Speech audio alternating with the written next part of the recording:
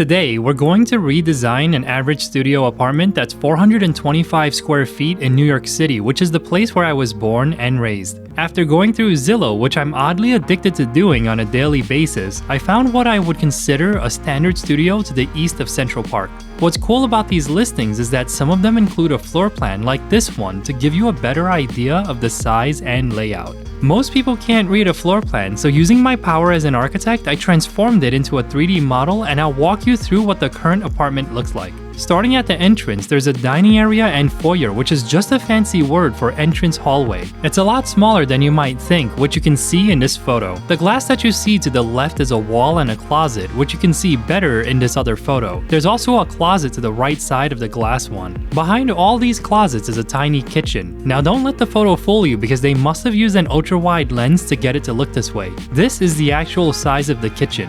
It reminds me of the apartment where I grew up, where you basically have to walk sideways to move through any room. Now in the bigger space, this little area is labeled as the sleeping nook, which looks like it just has enough space for a bed. The last two areas are the living room, which is this other part of the large open space with the only windows in the apartment, and the bathroom, which is through the wood bookcase and passed through an area that they're calling a closet. Last but not least is the bathroom, which is actually a decent size for a New York City apartment. Now let's redesign this entire apartment into something extraordinary. It all starts with demolishing everything in the kitchen and the two closets right next to it. We'll leave what looks like a structural column, but the rest will go so we can enlarge the kitchen and open it into the larger space with an island. We'll also demolish the wood bookcase, the walls leading to the bathroom, and the door so we can design a little office nook. This is where you get to see the entire space and all of the opportunities. For this design, we're creating a space for a married couple. At the kitchen, we'll design it with a sink, dishwasher at the original location, and an electric countertop stove at the island that also serves as a dining table.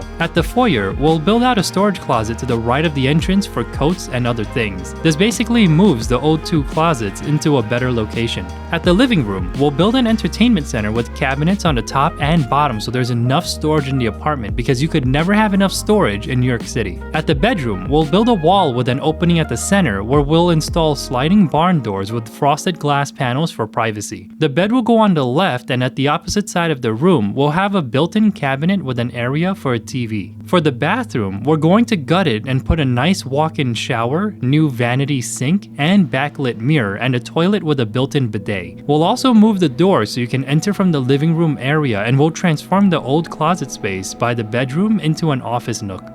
And this is the new studio apartment with the updated layout and materials.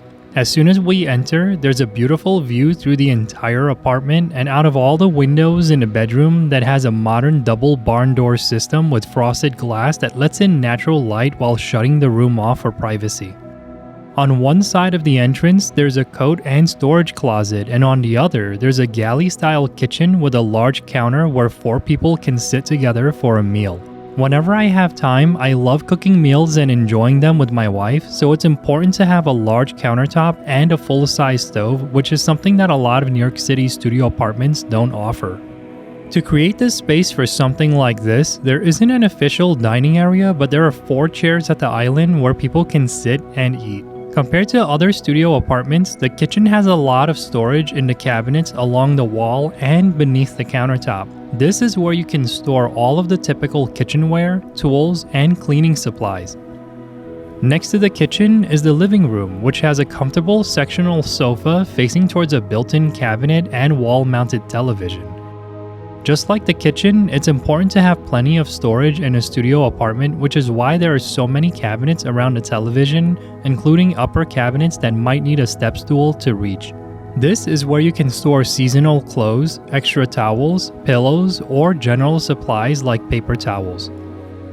During the day, the living room is filled with natural light that passes through the bedroom's double barn doors and into the space. This creates a nice and cozy ambiance where the wood floors warm up and radiates into the room. On the opposite side of the apartment, there's a small nook next to the bathroom, which is original to the apartment. After touching up the area, it could easily become a small office where you can work from home and play games at night. When it's time for bed, you can head to the bathroom that has a new layout and materials that lightens the space and makes it feel much larger than it did before. There's a rain shower with a shower wand, floating vanity and mirror, and a toilet, which are all easy to maintain. Then you could walk through the double barn doors, shut them, and cozy up in the king-size bed that faces towards a floating cabinet, shelf, and television. This room gets plenty of natural light and the windows could be open for a nice breeze. And that's how I would redesign a small and cramped New York City apartment into an open space full of natural light, personality, and space. I hope you enjoyed this project and consider subscribing for more architecture design ideas like this one.